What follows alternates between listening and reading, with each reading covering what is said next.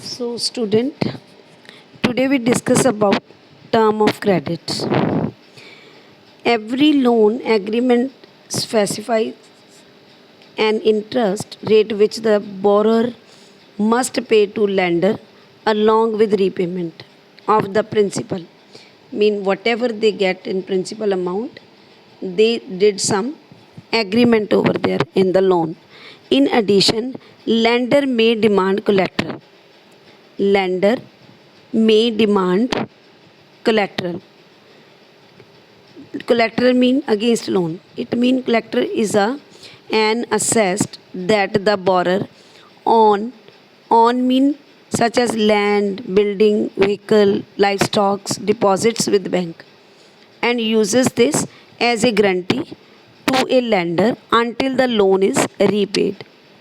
Collateral एक assessed है loan लेने वाले के लिए, चाहे वो एक लैंड के रूप में हो, बिल्डिंग के रूप में हो, व्हीकल हो, कोई एनिमल्स हो उनके पास, वॉटएवर, वो बैंक वालों को उसकी गारंटी के रूप में उनको डिपॉजिट कर देगा कि जब तक मैं लोन रीपे नहीं करता तो वो सारी चीज़ उनकी हो जाएगी.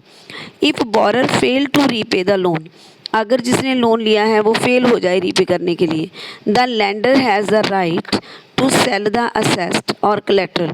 जो कलेट्रल लैंडर ने लिया था तो वो उस लैंडर ने जो उनसे कोई भी चीज़ ऐसे गारंटी ली हुई है तो उस पर उसका अधिकार हो जाएगा. ठीक है. collateral to obtain payment. So properties such as land, title, deposit with bank, livestock are some common examples of collateral used for borrowing. Is that clear? Term of credit क्या? What is term of credit? Because we read about that. Interest rate, collateral and documentation requirement and the mode of repayment together comprise called term of credit. Term of credit में वो सारी चीज़ें आ जाएंगी. आपका interest rate भी आएगा, collateral जो आप गारंटी के रूप में दे रहे हैं, डॉक्यूमेंटेशन जो आपको उस समय रिक्वायर है, और किस तरह से आप मोड ऑफ रीपेमेंट मतलब आप किस तरह से पेमेंट करोगे, पूरे पैसे वापस करोगे एक साथ या किस्तों में वापस करोगे, जो भी आपका मोड ऑफ रीपेमेंट है, चेक के थ्रू है, पेमेंट कैश है, वो सारा उसमें कंप्राइज किया जाएगा. That was called term of credit. The term of credit very substantially from one credit arrangement to another. They may vary depending on nature of lender and borrower. The next section will provide example of varying term of credit in different credit arrangements. Is that clear? So there are two kind of sector from where we can get the credit. We have two kind of sectors where we can get the credit. First sector is formal sector. Formal sector credit in India. We have seen in the examples people obtain loan from various sources.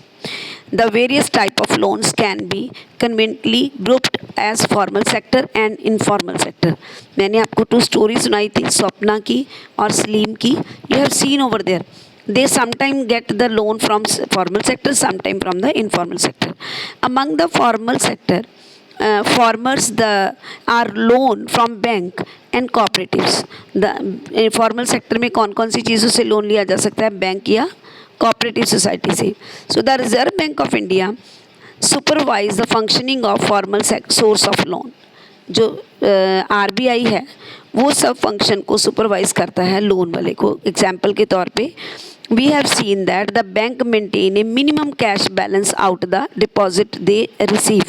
जो depositor पैसा receive करता है, हमने previous video में बताया था, तो उसका मिनिमम कैश अपने पास बैंक रखता है, बाकी का जो पैसा है वो दूसरे लोगों में मेंटेन करता रहता है whenever somebody want to get loan at that time.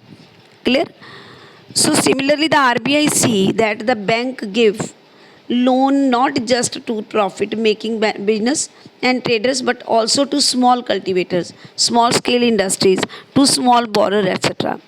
Periodically bank have to submit information to the RBI on how much they are lending to whom at what interest rate, etc. ये सारा information वो RBI वालों को time to time periodically भेजते रहते हैं. So there is no organization which supervises the credit activities of lender in formal sector. Informal sector में क्या होता है, कोई ऐसी चीज़ नहीं है.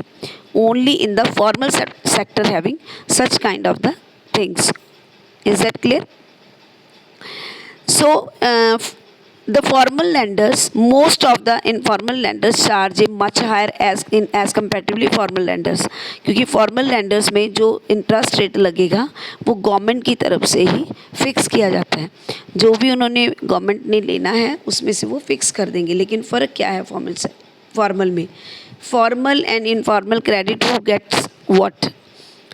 इसमें क्या है कि फॉर्मल और इनफॉर्मल सोर्सेज में credit for the people in urban area, the people are divided into 4 groups from poor to rich. As shown the figure you can see 85% of the loans taken by poor household in the urban area and from the informal area sources. आप अपनी book उठाना, उसमें कुछ sources दिए गए हैं, pictures दिए गए हैं, पैराग्राफ दिए गए हैं, you can see over there. Only 10% लोग हैं जो लोन लेते हैं फॉर्मल से, अदरवाइज 90% लोग हैं जो लेते हैं फॉर्मल सोर्स से, अदरवाइज इनफॉर्मल से लेते हैं. 10% इनफॉर्मल से, 90% फॉर्मल सोर्स से पैसा जो वो उधार लेते हैं. Is that clear? So this is a good way for the formal sector. It is necessary that bank and cooperative increase their lending, particularly in the rural area, so that the dependence on informal source of credit reduce. अगर सरकार formal sector गांव में भी create कर दें, कुछ cooperative societies खोल दें, तो वो इनफॉर्मल के ऊपर कम आएंगे. Secondly, formal sector loan need to expand. It is also necessary that everyone receive this loan. ये ज़रूरी है कि हर बंदे को लोन जो है वो रिसीव हो, चाहे वो अमीर है या गरीब है.